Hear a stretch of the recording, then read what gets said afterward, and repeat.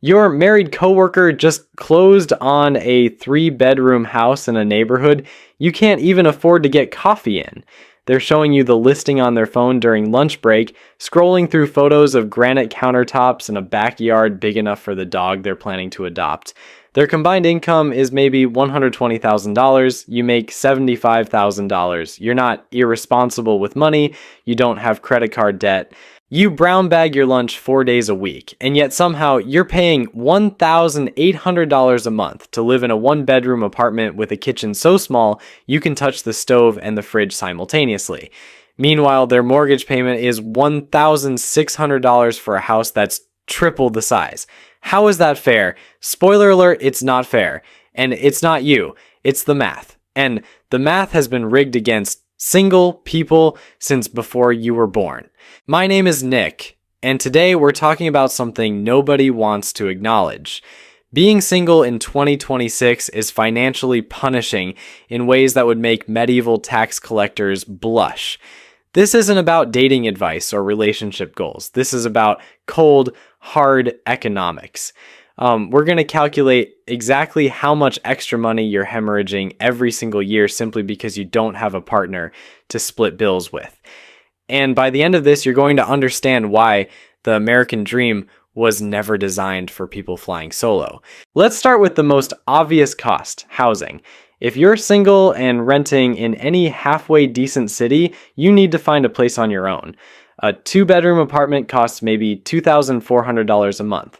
A 1-bedroom costs $1,800. You'd think cutting a bedroom would cut the price in half, right? Wrong. You're paying 75% of the cost for 50% of the space. That's not a discount. That's a scam with a lease agreement. But your married friends, they're splitting that $2,400 two ways. They're each paying $1,200.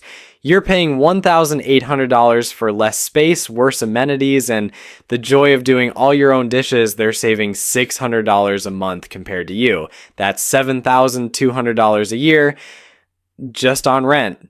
We haven't even started talking about utilities, internet, or the fact that you're buying a full-sized container of laundry detergent that'll last you 6 months because there's no economy of scale in being alone.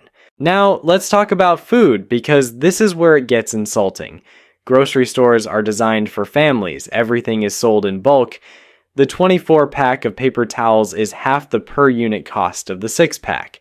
The family-sized bag of rice is a third of the price per pound compared to the small one. But you can't buy the bulk size because you're one person. That rice will go stale. Those paper towels will sit in your closet for 2 years, so you pay the singles tax at the grocery store every single week. You're paying roughly 30% more per unit on almost everything compared to someone splitting a Costco membership with a spouse. And don't even get me started on meal planning. Recipes are written for 4 servings. You're cooking for 1. You either eat the same thing for 4 days straight, or you throw away half of what you buy. Either way, you're getting destroyed on food costs. A single person spends an average of $450 a month on groceries for meals that a couple could make for $600 total. Per person, they're spending $300. You're spending $450. That's another $1,800 a year down the drain. Let's move to something nobody talks about, insurance. Car insurance companies charge single people more. Statistically, married people are seen as more responsible drivers. I'm not making this up. You can have a perfect driving record, but if you check the single box, you're paying a premium. Homeowners insurance works the same way. Life insurance costs more. Health insurance, if you're buying it on the marketplace, doesn't get the benefit of a family plan discount. You're subsidizing everyone else's lower rates. Then there's the tax code. This is where the government openly admits they don't care about you. The standard deduction for a single filer in 2026 is $15,300. For a married couple filing jointly, it's $29,200. That's exactly double, right? Seems fair? Except it's not, because 2 single people living separately would get $29,200 combined in deductions. But a married couple living in one house gets the same benefit while splitting all their costs. They're being rewarded for consolidation. You're being penalized for independence. And if you're in a higher tax bracket, the pain gets worse. The married filing jointly brackets are nearly double the single brackets up to a certain income level. Translation, the government looked at single people and said, you know what?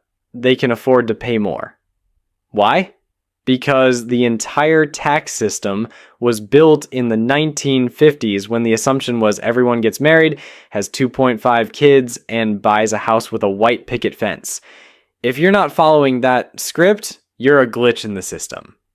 And glitches get taxed. But the cruelest part isn't the money you're spending. It's the opportunities you're missing. Your married friends are building equity.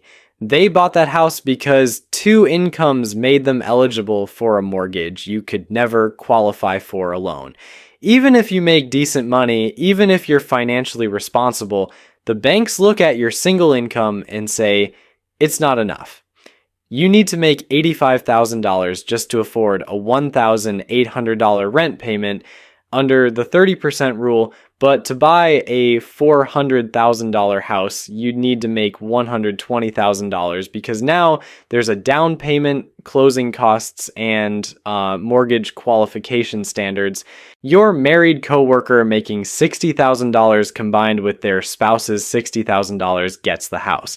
You making $75,000 alone get to keep renting. They're accumulating wealth. You're making your landlord wealthy. This is the compounding effect of the singles tax. It's not just that you're paying more now, it's that paying more now prevents you from building the assets that would make you pay less later. So where does this leave you? Statistically, if you're single and living alone, you're spending about $10,000 more per year than a partnered person spending the same lifestyle. That's rent premiums, food waste, insurance markups, and tax penalties all stacked together. Over a decade, that's $100,000 that vanished into the void simply because you didn't have someone to split the bills with. But here's what nobody tells you when they're selling you the rom-com version of life. That $10,000 annual penalty isn't a fixed cost you just accept and move on from. It's a compounding trap that gets exponentially worse the longer you stay single. Because that money you're hemorrhaging on the singles tax, that's money you're not investing. That's money that isn't growing. That's money that will never compound. Let's run a simulation that will make you nauseous. Take 2 people, both 25 years old, both making $65,000 a year. Person A gets married at 26. Person B stays single until 35. Person A immediately benefits from the marriage subsidy. Their rent drops because they're splitting a 1-bedroom instead of each paying for separate studios. They save $800 a month. They invest that $800 into a basic index fund averaging 7% returns. Person B keeps paying full freight on everything. No savings to invest. Fast forward to age 35. Person A has been investing $800 monthly for 9 years with compound interest. That's roughly $110,000 in their brokerage account. Person B has zero. They spent that entire decade just trying to keep their head above water, paying the premium for existing alone. But it gets darker. At 35, person B finally gets married. Great, right? Now they can start saving too. Except person A's $110,000 is still growing. At 7% annual returns, that money doubles roughly every 10 years without them adding another dime. By retirement at 65, that initial 9-year advantage has turned into over $850,000. Person B starts investing the same $800 monthly at age 35. They do it for 30 years straight, twice as long as person A's initial contribution period. At retirement, they'll have around $980,000. They invested $288,000 of their own money. Person A invested only $86,400 of their own money, but ended up with almost as much purely because they started earlier. The singles tax didn't just cost person B $10,000 a year in living expenses, it cost them nearly $1 million in lost compounding opportunity. This is why financial advisors tell you to start investing young. But what they don't tell you is that staying single makes starting young nearly impossible for most people. You're too busy paying the existence premium to build the foundation. Now, let's talk about something even more insidious, the psychological warfare of being single in a couple's economy. You know that feeling when you're the only single person at a dinner party and everyone's talking about their mortgage rates and their joint financial planning sessions? That's not just awkward, that's your brain processing the reality that you're playing a different game with different rules and nobody wants to acknowledge it. Society gaslights single people constantly. You'll hear things like, just budget better, or maybe cut back on the DoorDash, as if your financial struggles are a character flaw rather than a mathematical inevitability. Your married friend will genuinely suggest you try meal prepping, completely unaware that they're meal prepping for 2 people in a kitchen they own, splitting the grocery bill while you're trying to justify buying the family size anything when you know half of it will rot in your fridge before you finish it. The worst part? The advice industrial complex profits from your confusion. Financial gurus selling courses on how to hack your way to wealth never mention that their strategies assume you have a partner. The real estate investor preaching about house hacking always has a spouse's income backing their first deal. The retirement calculator asking for your savings rate doesn't have a checkbox for paying 40% more for existing than a married person would. You're supposed to bootstrap your way out of a structural disadvantage that costs you a full-time minimum wage job's worth of income annually. And when you can't, when you're 35 and still renting and your savings account has $3,000 instead of $30,000, you're told it's because you're not disciplined enough. Here's what discipline actually looks like when you're single. You come home to an empty apartment you're overpaying for. You're exhausted from work. You could order food, but you're trying to save money, so you force yourself to cook. You make 1 chicken breast, some rice, maybe steam some broccoli if you're feeling ambitious. You eat it alone at your counter because you don't have a dining table because you couldn't justify the space or cost. You do dishes immediately because if you don't, they'll sit there mocking you until tomorrow. You watch half an episode of something, realize you're too tired to focus, and go to bed. That's discipline. That's what financial responsibility looks like when you're subsidizing everyone else's tax breaks and insurance discounts. It's not glamorous. There's no viral TikTok about eating sad chicken alone to save $15, but that's the reality. Meanwhile, your married friends are splitting a Costco rotisserie chicken, letting their kids eat the leftovers for lunch, writing off their home office, and wondering why you seem stressed about money when you make almost as much as they do individually. The system isn't designed for you to win, it's designed for you to struggle just enough that when you do eventually partner up, you feel grateful for the relief rather than angry about the penalty you paid for years. Some of you are thinking, okay, Nick, I get it. I'm screwed. What am I supposed to do? Just accept financial doom? No. But you do need to accept that the standard path isn't available to you at standard prices. You need to get weird with it. The solution isn't romantic. It's mathematical. If you're single and want to stop bleeding money, you need to artificially create the economic benefits of partnership without the relationship. Get a roommate, not a romantic partner. A financially competent roommate who will split the good apartment, the Costco membership, the utilities, and actually pay on time.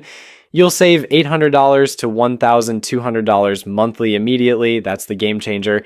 House hack if you can. Buy a duplex, live in one unit, rent the other. Let your tenant pay your mortgage while you stop lighting money on fire on rent. It's harder to qualify for the loan alone, yes, but it's not impossible. You'll need perfect credit and a bigger down payment, but it's the closest thing to opting out of the tax. If buying a duplex isn't in the cards, you need to build what I call a shadow household. In economics, this is called a buying co-op. You find 3 other single friends who are also tired of getting ripped off. You split one Costco membership 4 ways. One person does the run, buys the industrial-sized paper towels and the 20-pound bag of rice, and you split the goods in the parking lot like a drug deal. Suddenly you have access to the bulk pricing without the waste. You aren't paying the 30% markup for the single serving convenience. It feels ridiculous? No, But paying 40% more for toilet paper because you live alone is ridiculous. This is just rational arbitrage. And if you really want to break the math, you have to look at the map. This is called geographic arbitrage. If you are single and trying to build wealth in New York, San Francisco, or Miami, you are playing the game on nightmare mode. A one-bedroom in a city like Austin, Raleigh, or Pittsburgh might save you $1,500 a month compared to a coastal hub. That is $18,000 a year post-tax. That isn't just savings. That is your entire missing down payment fund appearing out of thin air. Your married friends can justify the expensive city because they are splitting that $3,500 rent. You are eating it alone. If your job is remote or if your industry exists elsewhere, moving is the single fastest way to delete the singles tax from your life. Optimize everything else ruthlessly. You don't get the luxury of paying for convenience. Meal prep? Buy the bulk toilet paper even if it feels ridiculous. Keep your car until the wheels fall off. This isn't about being cheap. This is about refusing to subsidize a system that's penalizing you for existing. And let me tell you what nobody warns you about. This financial penalty doesn't just cost you money today, it compounds. Every year you're single and overpaying for existence is a year you're not investing, not building equity, not letting compound interest work for you. Your married friends aren't just saving $10,000 annually, they're investing that $10,000. In 20 years, at a modest 7% return, that's $400,000 in wealth they built simply by splitting rent. You didn't get to build that. You were busy paying the single person tax. This is why the wealth gap between single people and married people in their 40s and 50s is staggering. It's not because married people work harder or are smarter with money. It's because they've been playing the game on easy mode while you've been playing on nightmare difficulty. Every financial milestone they hit, buying a house, maxing out retirement accounts, taking vacations without checking their bank account first, was subsidized by a system that punished you for not having a +1. The psychological damage is worse than the financial damage because when you're 38 and your savings account has $8,000 instead of $80,000, you internalize it as personal failure. You think you're bad with money. You think you should have worked harder, been smarter, made better choices, but the actual math says you would have needed to earn an extra $200,000 over the past decade just to break even with your married counterparts. That's not a personal failing. That's structural violence disguised as lifestyle choice. And society gaslights you about it constantly. Financial advice is written exclusively for households. Every budget template assumes 2 incomes or at least shared expenses. Every real estate calculator asks for household income. When you say you can't afford something, people ask if your partner can help. What partner? The imaginary one I'm supposed to manifest to get a tax break? Dating becomes contaminated by this reality. You start evaluating potential partners partially through an economic lens because you're financially exhausted. Is this person going to be a financial asset or liability?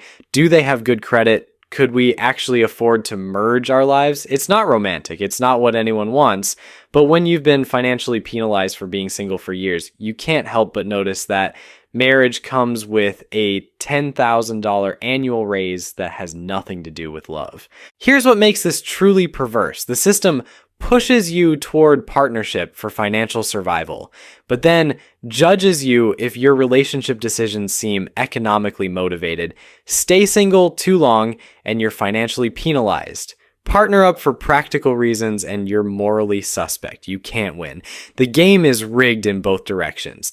So what's the actual move here? How do you survive financially in a system designed for couples when you're solo? First, stop pretending the standard advice applies to you. When some financial guru says you should save 20% of your income, that advice was written for a household with 2 incomes and shared expenses. Your actual target needs to be 30% or more to achieve the same outcome. It's not fair. It's just math. Second, manufacture the benefits of partnership artificially. Find a financially responsible roommate who is also tired of being gouged. Split the 2-bedroom apartment, split the Costco membership, split the utilities, split the streaming services. You're not failures for living like you're 23. You're rational economic actors optimizing for a hostile system. That roommate is worth $800 to $1,200 monthly. That's $10,000 to $14,000 annually. That's your tax refund for being single. Third, if you can't live with someone, build the shadow household. Automate the bulk buying with friends. Stop paying the single serving convenience tax on every roll of toilet paper. Fourth, look at the map.